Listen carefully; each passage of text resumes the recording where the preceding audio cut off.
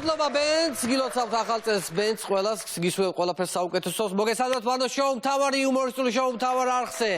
განსაკუთრებული დღეა დღეს ძვირფასო მეგობრებო, სულ ცოტა დრო გვაშორებს ახალ 2022 წლის შემობრძანებამდე. შესაბამისად, გადაცემაც განსაკუთრებული იქნება. მოგილოცავთ დამდეგ 2022 წელს ბედნიერებას, სიკეთეს, სიმშვიდეს და ყველაფერს საუკეთესოს გისურვებთ ცხოვრებაში.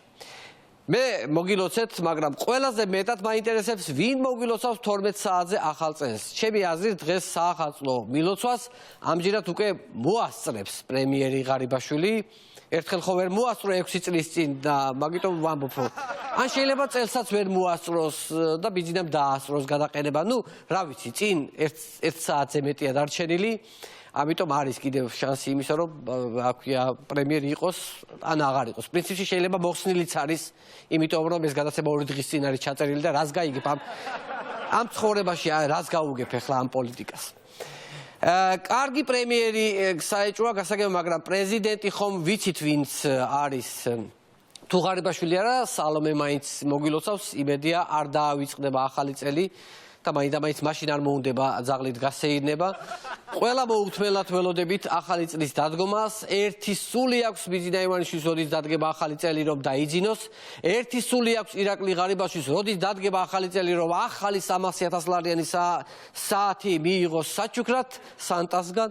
და ერთი სული აქვს კახი კალაძეს, როდის დადგება ახალი წელი, რომ გვითხრას. ერთი წელი არ მინახიხართ, ბოლოს შარშან გნახეთო. მაგარი იქნება ჩემი კუჭი ვკორტნე, ეგ მაგარი ეგ უნდა თქვა. ხოიცი 31-ში 12 საათიო გახდება და როგორ ახლა შარშანიც მე არ მინახიხარ, ეგ ვარიანტი ჩაახვი, ეგ მაგარი იქნება, რომ გამოხვალ ღიაცის ქვეშ, კაი იქნება.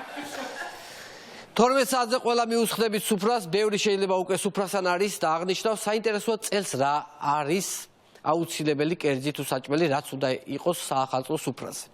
ნუ ასტროლოგები ხო გვირჩევენ ხოლმე რაღაცეებს. ნუ აღმოსავლური კალენდრის მიხედვით 2022 წელი არის ვეფხვის წელი. და ნუ ბევრი მოთხოვნა ჰქონია ამ ვეფხის წელს. თურმე სუფრაზე უნდა იყოს ღორის ხორციო, ქათმის ხორციო, ძროხის ხორციო და თუ რაიმე ხორცი არსებობს, ყველანაირი ხორციო. ბოდიში რა, იცი რას გეტყვით? ჩვენ ქართველი ხალხი ჩინურ კალენდარზე ვერ ავეწყობით, მიხვდი რას იასაქმე. თქვენ კალენდარს თქვენ თვითონ მიხედეთ. სუფრასაც შეეხება, ესე იგი წინა წლების გამოცდილებამ გვიჩვენა, რომ წელს მთავარია საჭმელი გვედოს სუფრაზე. ზოგადად საჭმელი ვეფხს რაც მოსწონს და ხარს რა მოსწონდა, მაგას აღარ აქვს მნიშვნელობა, ამიტომ ჩაინიშნეს სუფრაზე აუცილებელია უნდა იყოს რაიმე ისეთი, რაც იღეჭება და ოდნავ ტკბილია და აუცილებელია უნდა იყოს რამე სითხე, რომელიც ოდნავ გაგვაბრუებს, მიხვდი?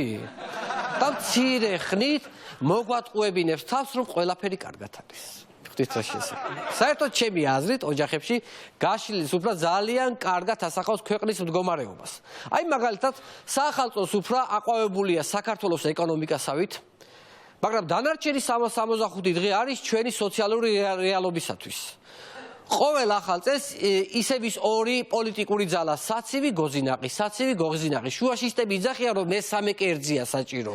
და კიდევ პრობლემები, რომელიც არ ილევა ვინეგრეტივით. ანუ ხო ვინეგრეტი ხო არასოდეს არ ილევა სუფრაზე. არც არავინ აკარებს პირის, მაგრამ სუდევს. სუფრაზეც ვისაუბრეთ, ახლა სანამ 12 საათი დადგება, ცოტა გავერთოთ. როგორ გავერთოთ? რა თქმა უნდა, საახალწლო კონცერტით. ნებისმიერ არხზე შეგიძლია იხილოთ საახალწლო კონცერტი, სადაც ჩვენი ვარსკვლავები წელს წარსდგებიან სრულიად ახალი ასაკით. აბა წლიდან წლამდე სიმღერა რეპერტუარის ჩაცვლობა ერთ იგივე აქვს და მხოლოდ ასაკი იცვლება ხოლმე წლიდან წლამდე მეგობრებო სატელევიზიო სივრცეში. მოკლედ ყველა არხზე გადის კონცერტი, რომელიც ერთმანეთს გავს. მოკლედ ბოლო 9 წელია ზუსტად ერთნაირ კონცერტებს ატარებენ. 2013-ში, 14-ში, 15-ში, 16-ში ყველა ერთნაირია. ახლა არ დავიწყებ იმაზე საუბარს, რამდენად გემოვნებიანად კეთდება ეს ყველაფერი, მაგრამ ნინი ქარცელაძე რო წლიდან წლამდე იხვეწება, მაგის არ დანახვა უბრალოდ უნამუსობა იქნება. ერთი და იგივე სიმღერით ჩემი ქალაქი, ჩემი ტოლიაო, ჩვენ თვალწინ გაიზარდა ბავშვი. და მე ერთმა იმდენი ხანი გამღეროს, რომ მართლა გაგიტოლდეს ეს ქალაქი.